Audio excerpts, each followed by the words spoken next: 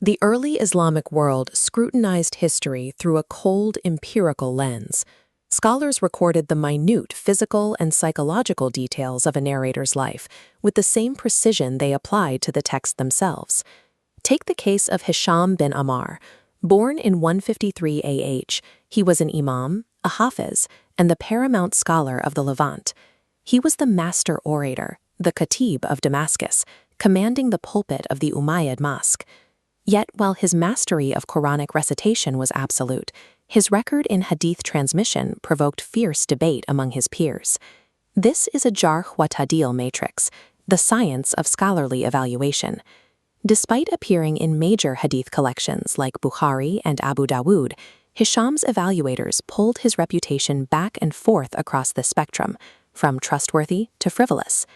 By tracking Hisham's chronological timeline, we can observe how early scholars quantified human vulnerability as raw empirical data. In this system, high religious status offered zero immunity from mathematical scrutiny.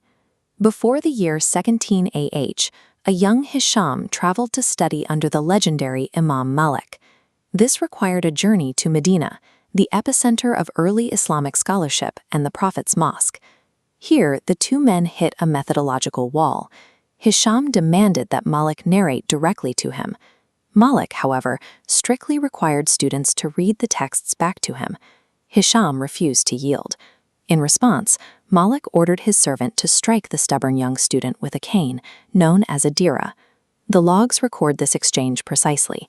Depending on the report, Hisham received 15 or 17 lashes. His reaction was transactional. He demanded Malik dictate an equal number of hadiths as expiation, 1 for 1. Malik complied, dictating exactly 15 or 17 traditions. Even as a youth, Hisham approached the acquisition of hadith as a rigid economy. This mindset laid the groundwork for the financial controversies that would define his later career. Decades later in Damascus, Hisham achieved supreme authority in Qira'at, the science of Quranic recitation. His immense standing is clear in the historical record. His peer, the renowned reciter Ibn Dhakwan, deferred leadership to Hisham purely based on a 20-year age gap. He possessed a sharp intellect and extraordinary eloquence, famously noting that he had not repeated a single Friday sermon in 20 years. But as his authority grew, so did the controversy surrounding his methods. Hisham began charging a monetary fee for students to copy his hadiths. The peer reviewers documented his exact pricing model. He established an exchange rate of 1 dirham for every 2 pages of dictation. Hisham defended this practice using scripture, specifically Quran 281, arguing he was ensuring the exact, uncorrupted transmission of what he had originally heard. His peers fiercely rejected this logic. Scholars like Ibn Wara and Salih bin Muhammad viewed selling hadith as a direct corruption of the scientific process. Introducing a financial incentive compromised the reliability of his data. It forced evaluators to question a critical variable. Was Hisham narrating for historical truth or to maximize profit? The evaluators also documented Hisham's psychological profile, including a famous personal claim. The checklist included forgiveness for his parents, performing Hajj, attracting students, and securing the pulpit of Damascus. The 5th request, living 100 years, was logged by the matrix as 92 at his death. The final granted request was an unexpected windfall of 1,000 strictly halal dinars. This wealth arrived when the Caliph al-Mutawakkil sent his son to Damascus to study under Hisham. During the lesson, Hisham experienced a highly embarrassing mishap. As he sat down, his clothing slipped, accidentally exposing him to the Caliph's son.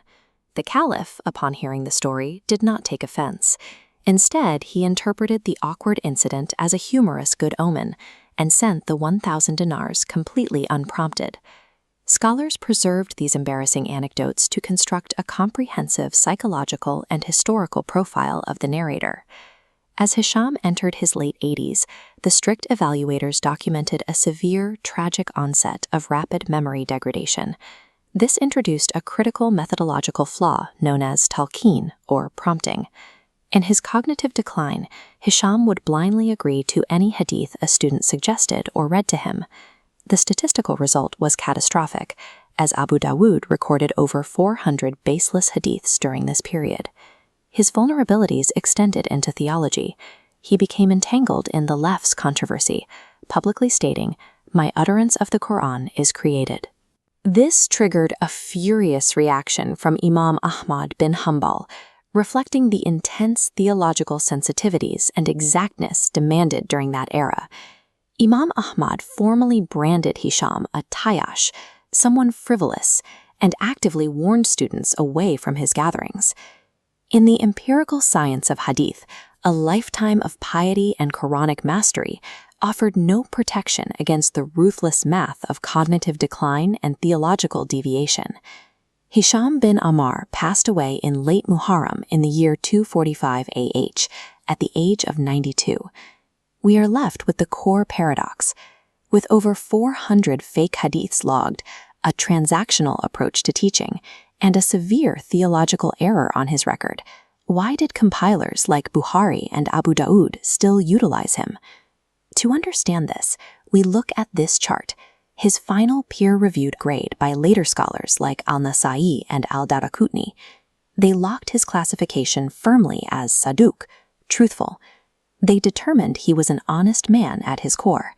His errors were classified as isolated variables tied strictly to the cognitive decline of Talqin and a specific theological misunderstanding, rather than malicious forgery.